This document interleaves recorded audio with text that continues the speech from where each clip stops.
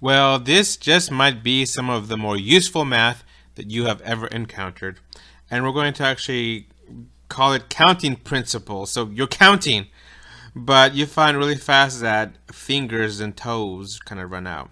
So we're talking about counting things that are in a large amount.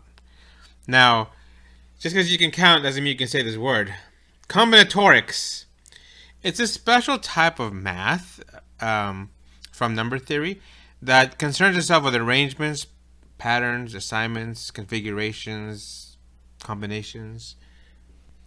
And it all begins with knowing what you are working with. Now, the math at this level for us is very basic. It's addition and multiplication. So we're taking you back to third grade, second grade, okay? And we need to know the basics. So, how many letters in the English alphabet? 26. Yay. How many single-digit numbers are there? 10.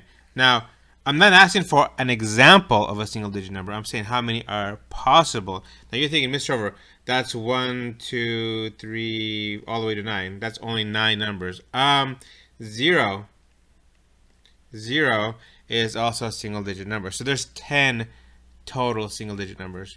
If you look at a dice, a number cube, there's 6 sides. A standard deck of cards has 52 cards that are playable. And then how many sides does a coin have? Now you might say there's an edge, but the edge doesn't count as a side. There's either the heads or the tails, so that's going to be 2 sides. Now, big spoiler alert. A lot of this is going to be, actually all of this is going to be word problems. So you have to read and you have to kind of get a feel for what's going on. We're going to start with the product rule. Product is from multiplication. And the key word here is and. And it'll make a lot more sense when we talk about another rule. But pretty much, if something can happen and something else can happen, then we're going to multiply those options. Here's our first problem. A DNA molecule consists of nucleotides. Okay, there's 4 types of bases. So all we need to know, this problem is telling us everything we need to know about DNA to solve this problem. There's a T, there's a C, there's an A, and there's a G. And 2 of these connect, and then that's it. So, A, how many 2 base pairings are there? So, there's a couple of things you need to recognize about this problem. 1, these are your options. There's 4 options. There's T, C, A, and G. Those are your options. Nothing else exists in the world except for T, C, A, and G. Problem A is asking, I want 2 pairs. So we're going to do, in this class, we're going to do a lot of spots or slots, if you will. Okay. So each of these represents a spot. This is a 2 base pairing. So this is the first base. And this is the second base. Because it wants us to pair them up. And by the way, repetition is allowed. That means I can use the same one twice if I want to.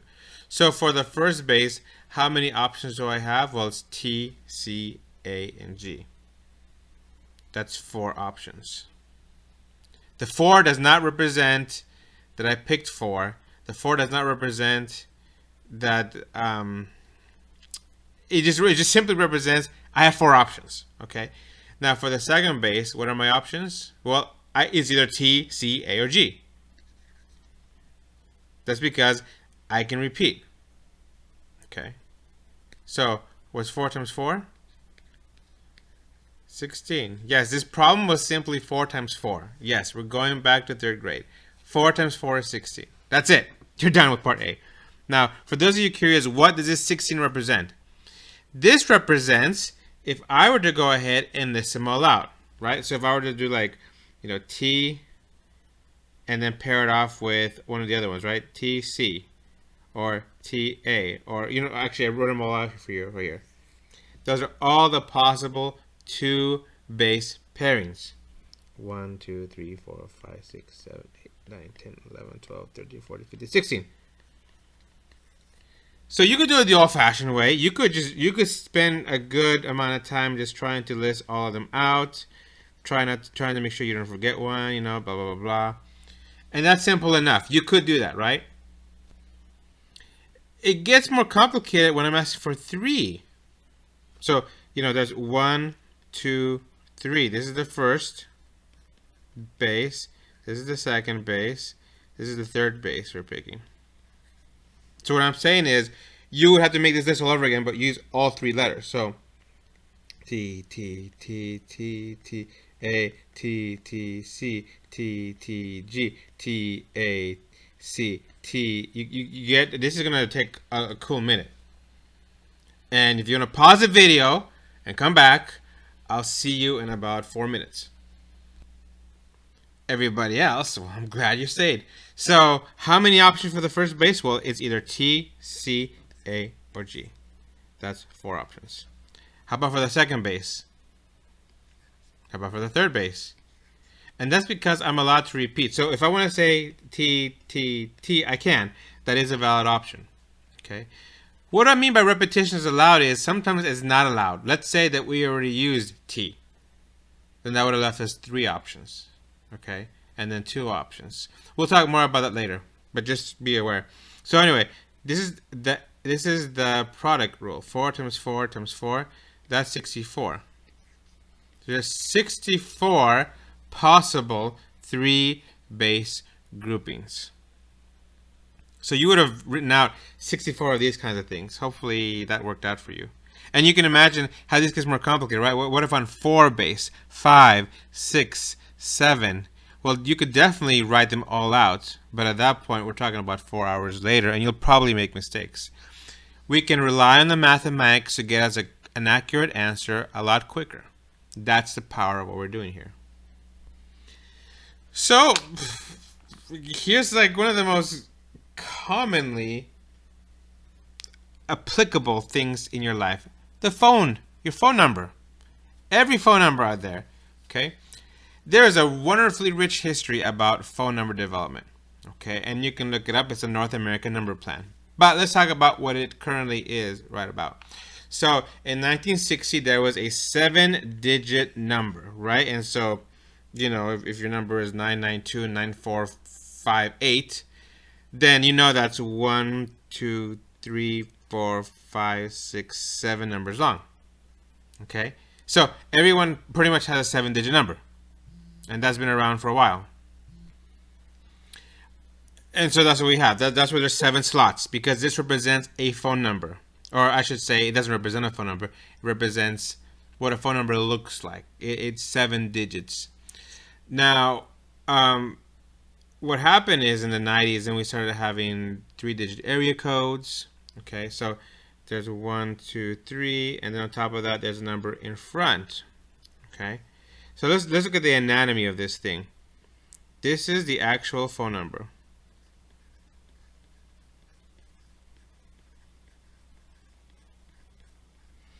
This is the area code. And then you have a 1. This actually ends up being a 1. Okay. So for example, this is an example. Don't write this down yet, but this is an example. Like if your number is 16619459228. You see how an actual phone number fits this model? But that's not what goes in these spots or these slots.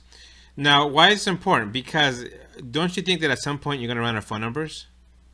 And how do we know how many numbers we can give out to people if we don't know how many there are total? This could be problematic. So yes, there is an actual amount of telephone numbers out there. There's a finite amount of numbers, and at some point we're going to have to expand this current system that we have. So, looking at the problem, direct distance dialing begins with a 1. So how many options do I have here? 1. And what option is that? 1. You gotta start with a 1. Okay? And then your 3-digit area code cannot begin with a 0 or 1. Now, how many single digits are there? Look back in problem 1. But there are 10. There's 10 single digit numbers. But what if I cannot begin my area code with a 0 or a 1? Right? So for example, here 0, 1, 2, 3, 4, 5, 6, 7, 8, 9. Those are all single digit numbers. But let's say that I can't pick a 0 or a 1. That means I can't pick that and I can't pick that. How many options do I have left? There's 8. There's 8 options. Okay. This 8 does not represent an area code. This 8 represents how many options for numbers I have for this position in the phone number. There are no more restrictions for the next 2 spots in the area code. So that means I can choose all 10, and I can choose all 10 right here. Okay. Now this 10 is not a single digit number. I know, but this is not about single digit numbers. This is about about how many options do I have for this spot. There's 10 options, and those 10 options are all of these numbers. All of these numbers are fair game for these 2 spots. Okay, great. Now, for the actual phone number. The actual phone number, the first digit cannot be 0 or 1. But it could be 2 or 3 or 4 or 5 or 6, 7 or 8 or 9. So that's 8 options again for our phone number. And there's no other restrictions afterwards. That's 10, 10, 10, 10, 10, 10. And I multiply all of these numbers. And if you multiply all these numbers together, you're going to get how many phone numbers are available in North America, or the USA, I should say, technically. Currently, this is a fact. Okay. Now again, the numbers I put, you're thinking, Mr. Robert, that's not a phone number. I know that's not a phone number. This is, each spot represents an actual number in a phone number as far as how many options are available. Okay, so nobody calls 1 8 10 10 8 10 10 10 10 10 10. That's not a phone number. Okay, we're counting the possible options for each spot in a phone number. So for problem 3, why did we draw 11 spots or slots? Why is there a 1 in the first spot? Don't tell me it's 1 because it's 1. Tell me it's 1 because, read it, think about it, replay it. Why does the second spot have an 8 in it? Why does the last spot have a 10 in it? Use some words, because all you did was write what I have on the screen. You got to go back and write a lot of words. You're missing a lot of words. Write down some words.